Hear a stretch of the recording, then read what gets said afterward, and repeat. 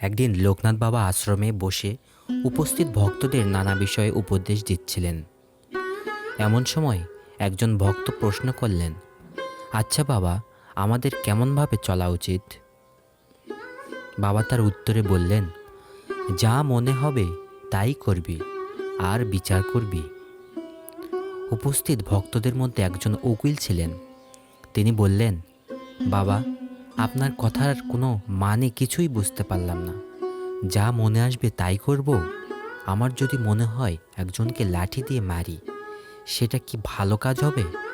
লোকনাথ বাবা বললেন, লাঠি দিয়ে মারলেই হলো? ওই যে বললাম বিচার করবি, বিচার করলেই তো আটকাবে, তখন আর মারতে পারবি না। এই কথা শুনে উকিলবাবু লজ্জিত হয়ে চুপ হয়ে গেলেন। এই কথার মাধ্যমে লোকনাথ বাবা সমাজে দুই শ্রেণীর লোককে উপদেশ দিয়েছিলেন।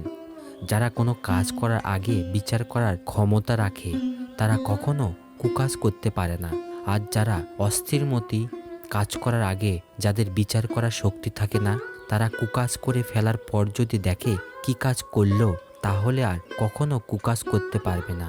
বিচার করবার সঙ্গে সঙ্গে ভবিষ্যতের জন্য সমাধান হয়ে যাবে। জয় বাবা লোকনাথ।